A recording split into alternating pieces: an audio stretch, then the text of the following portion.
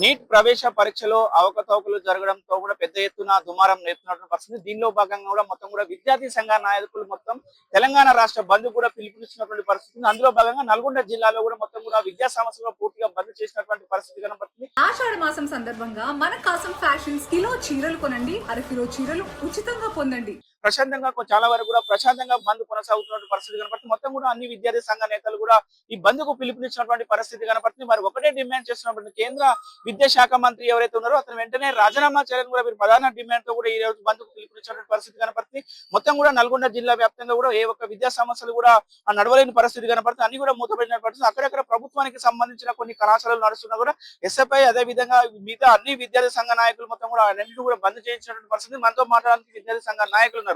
వారితో మాట్లాడించే ప్రయత్నం చేద్దాం. చెప్పండి, మొత్తం ఏంటి ఈ నీట్ పరీక్ష వ్యవహారం ఏంటి, దీని మీద ఈ గందరగోళ పరిస్థితి ఏంటి? మొత్తం ఢిల్లీలో కూడా మొత్తం కూడా చూస్తున్నాం భయంకరమైన వాతావరణం నెలకొన్న పరిస్థితి ఎట్లా ఉండబోతుంది మొత్తం?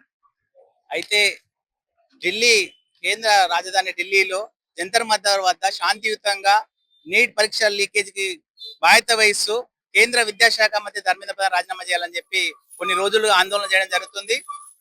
ఆందోళన చేస్తున్న విద్యార్థుల పైన, మధ్య తెలిపిన పైన, యువకుల పైన, అందరిపైన విశిక్షణ రహితంగా లాఠీచార్జ్ చేయడానికి మేము తీవ్రంగా ఖండించడం జరుగుతుంది. ఏదైతే పేపర్ లీకేజీ వరుస ఘటనలు ఒక్కసారి కాదు, వరుసగా ప్రతి సంవత్సరం పేపర్ లీకేజీ వల్ల విద్యార్థులు మానసికంగా ఇబ్బంది పడి అనేక మంది చనిపోవడం జరిగింది. మరి చనిపోయిన కుటుంబాలకు కేంద్ర ప్రభుత్వం ఇంతవరకు ఎటువంటి నష్టపరిహారం ఇవ్వలేదు. అదే విధంగా దీనికి బాధ్యత వహిస్తూ ప్రభుత్వం నుంచి విద్యాశాఖ మంత్రి కూడా రాజీనామా చేయాలని చెప్పి మేము డిమాండ్ చేయడం జరుగుతుంది. దాన్ని నిరసిస్తూ ఈరోజు దేశవ్యాప్తంగా అన్ని విద్యార్థి సంఘాలని ఆధ్వర్యంలో ఈరోజు బంద్ చేయడం జరుగుతుంది. నల్గొండ జిల్లాలో కూడా ఎట్లాంటి బంద్ ప్రశాంతంగా ఎట్లా ఉంది? నల్గొండ జిల్లాలో స్వచ్ఛందంగా బంద్ ప్రశాంతంగా జరుగుతుంది. దీనికి అన్ని విద్యా సంస్థలు కూడా సహకరించడం జరిగింది, విద్యార్థులు కూడా సహకరించడం జరిగింది, తల్లిదండ్రులు కూడా సహకరించడం జరుగుతుంది. ఈ రోజు చూసినట్టయితే దీన్ని దేశవ్యాప్తంగా విద్యార్థులు చేస్తున్న ఆందోళనకు అందరూ కూడా సంపూర్ణంగా మద్దతు తెలపడం జరుగుతుంది. ఈ రోజు చూసినట్టయితే కొందరు కావాలని పెయిడ్ ఆర్టిస్టులు మాత్రమే సోషల్ మీడియాలో ఈ ఆందోళన తప్పుడుగా చిత్రీకరించడం జరుగుతుంది. అలాంటి వారికి మేము ముందుగా ఒకటే మాట చెప్తున్నాం, విద్యార్థులు ఈ రోజు ఆందోళన చేస్తున్నప్పుడు విద్యార్థులకు మీ వైపు ఉంటారా, లేకపోతే మీరు డబ్బులు తీసుకొని కొందరు వైపు ఉంటారా అని చెప్పి, ప్రభుత్వం వైపు ఉంటారా అని చెప్పి సందర్భంగా మేము ప్రశ్నించడం జరుగుతుంది. శాంతియుతంగా చేస్తున్న విద్యార్థుల పైన మీరు లాఠీచార్జ్ చేస్తుంటే దాన్ని కూడా ప్రశ్నించడం లేదు. ఈ రోజు శాంతియుతంగా ఆందోళన చేస్తే వాళ్ళు దేశద్రోహులు ఏ విధంగా అవుతారు? మరి దేశద్రోహులు అయితే కేంద్ర ప్రభుత్వం మరి ఏ విధంగా గుర్తించలేదా?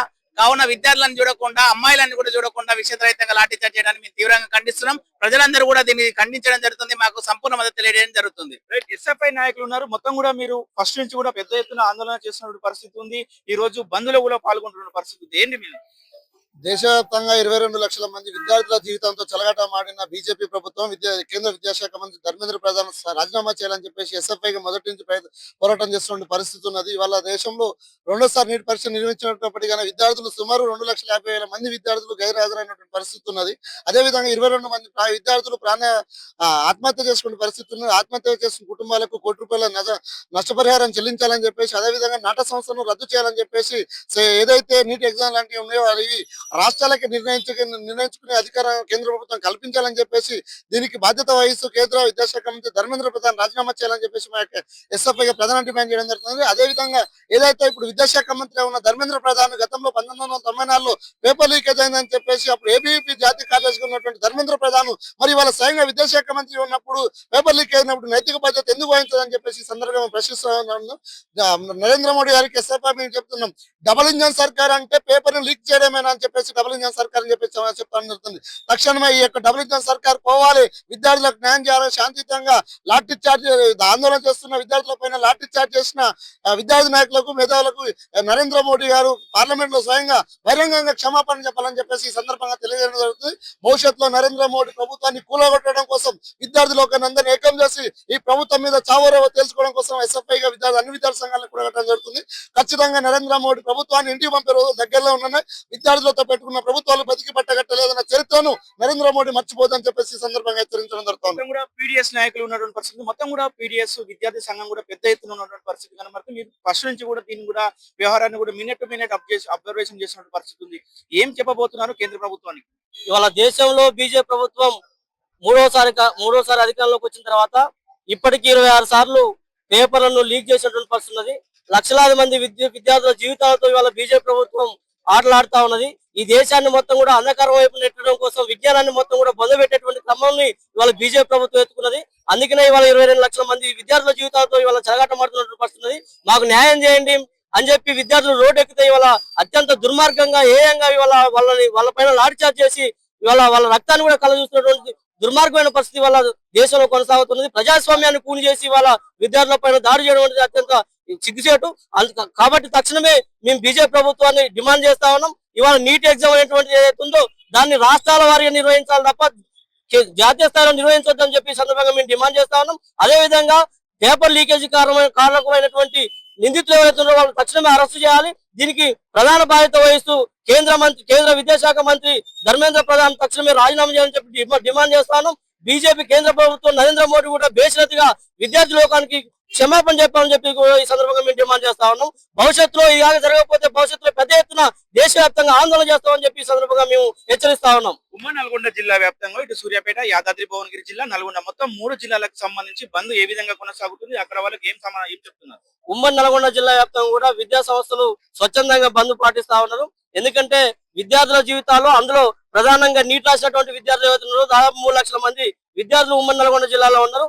ప్రధానంగా ప్రభుత్వ ఉద్యోగస్తులు ఎంప్లాయీలు కానీ, పోలీసుల పిల్లలు కానీ, పేద బడుగు బలైన వర్గాలకు సంబంధించినటువంటి అనేక మంది విద్యార్థులందరూ కూడా ఇవాళ ఎగ్జామ్ రాశారు. కాబట్టి వాళ్ళందరూ కూడా స్వచ్ఛందంగా ఈ బంద్ లో పాల్గొంటా ఉన్నారు.